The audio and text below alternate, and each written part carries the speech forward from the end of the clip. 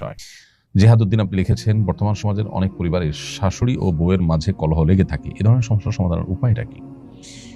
বেশিরভাগ পরিবারগুলোতেই দাম্পত্য কলহ মূলত বউ শাশুড়িকে ঘিরেই শুরু হয় এবং এটির ফলশ্রুতিতে কত ছেলে যে এ পর্যন্ত আত্মাহুতি দিতে হয়েছে বা তারা আত্মহত্যার পথ বেছে নিয়েছেন অনাকাঙ্ক্ষিতভাবে, অপ্রত্যাশিতভাবে, সেটা আসলে বড় অপেক্ষা রাখে না।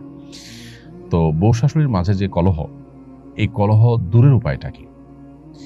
এটা দূরের উপায় হলো, প্রত্যেকটা মানুষের দায়িত্ব আছে, তার কর্তব্য আছে এবং তার অধিকারের সীমারেখা আছে। এটার জানাশোনা বাড়াতে হবে, এটার আলাপচারিতা বাড়াতে হবে, সচেতনতা সৃষ্টি করতে হবে। আমাদের দেশে যারা মারা সন্তানকে অনেক বেশি ভালোবাসেন, সবার চেয়ে বেশি ভালোবাসেন সন্দেহাতীতভাবে। কিন্তু এই ভালোবাসার কারণে সন্তানকে অনেক সময় মা এমন বেশি আগলে রাখেন যেটা আসলে মা হিসাবে তার অধিকারের সীমা ছাড়িয়ে চলে যায়। যেমন বিয়ের পর ছেলে তার স্ত্রীকে নিয়ে সংসার যখন করা শুরু করে, অনেক মা চান যে প্রত্যেকটা বিষয়ে তার সাথে কথা বলা হবে, তিনি সবকিছু শুনবেন, বলবেন।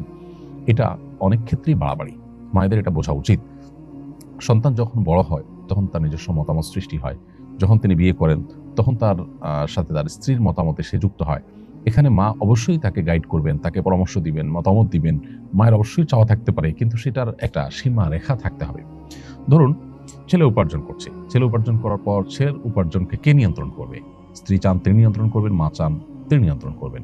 আর শরিয়া চায় যিনি উপার্জন করছেন তিনি তার উপার্জনকে নিয়ন্ত্রণ করবেন। সন্দেহাতীতভাবে মায়ের প্রতি রেসপেক্ট থাকবে, মায়ের পরামর্শকে সর্বোচ্চ আমল নেওয়ার চেষ্টা করবেন, আর স্ত্রীর যা পাওনা প্রাপ্য আছে সেগুলো দিবেন এবং তিনি কোনো যৌক্তিক পরামর্শ দিয়ে সেটাকে আমল নেওয়ার চেষ্টা করবেন। কিন্তু দিন শেষে সিদ্ধান্ত নেওয়ার ক্ষমতা ইসলাম দিয়েছে যিনি উপার্জন করেছেন তাকে। এখন মা যদি মনে করেন যে ছেলে আমার উপার্জন করে সব আমার কাছে দিবে, আমি যা খুশি তা বউকে দেব বা দেব না। অনেক প্রবাসীরা আছেন, তাদের উপার্জনের সমস্ত টাকা বাবা মা আশা করেন যে আমাদের কাছে দিয়ে দিবে, আমরা আমাদের মতো কিছুটাকে নিয়ন্ত্রণ করব। এগুলো সবগুলোই কিন্তু বাড়াবাড়ি এবং বাবা মা হিসাবে তাদের যতটুকু অধিকার আছে তার সীমা ছাড়িয়ে চলে যাওয়া। সন্তানের প্রতি বাবা মা যদি জুলুম করেন তাহলে সেক্ষেত্রে আল্লাহর কাছে কিন্তু জবাবদিহিতার মুখোমুখি হতে হবে, সে বাবা মা কিন্তু বিচার হবে। অতএব এই মাত্রা জ্ঞানটা আমাদের মধ্যে খুবই কম এবং এর কারণেই কিন্তু কলহগুলো বেশিরভাগ ক্ষেত্রে হয়ে থাকে। অতএব মা হোক বাবা হোক, তাদের যে অধিকার সেটা অবশ্যই সবার চাইতে বেশি, আল্লাহর পরে আল্লাহ রাসূলের পরে সবচেয়ে বেশি অধিকার তাদের, সন্দেহ নেই। কিন্তু সেই সাথে সেটার একটা সীমা আছে, শরীয়ত একটা সীমানা দিয়েছে। সো সেই সীমাটা আমাদেরকে মেনটেন করে চলতে হবে। একই কথা স্ত্রীর ক্ষেত্রে প্রযোজ্য।